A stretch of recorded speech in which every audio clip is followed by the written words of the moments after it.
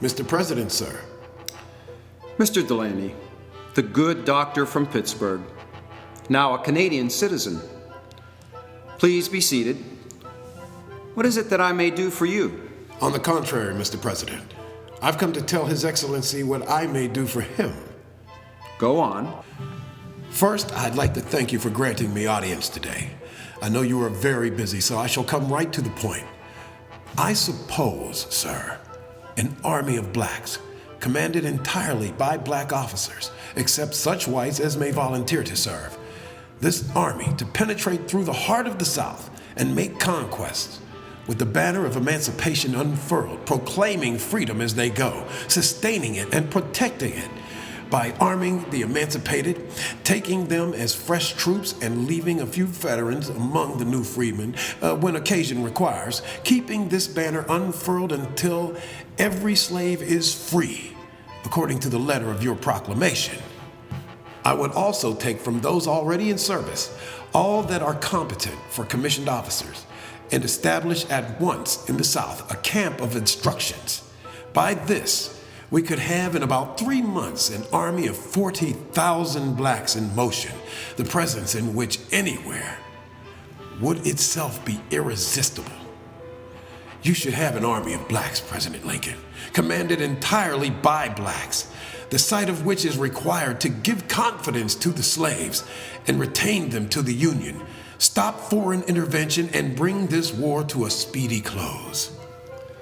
Mr. Delany, this is the very thing I've been looking and hoping for, but nobody offered it. I've thought it over again and again. I've talked about it, hoped and prayed for it.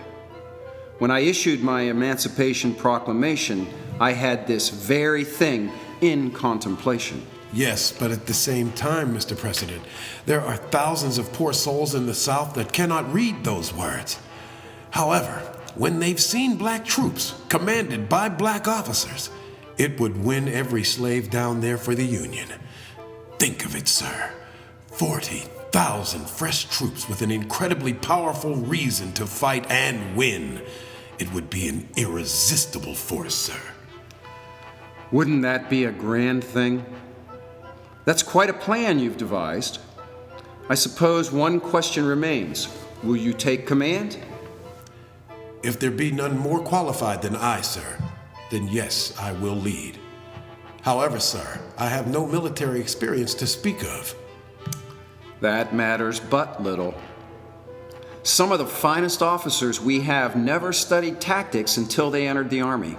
What we require most are men with executive ability. I shall ever strive to meet all standards required of me, sir. Oh, and I have various letters of recommendation. No need. I know all about you. There's nothing to be done but to give you a line of introduction to the Secretary of War.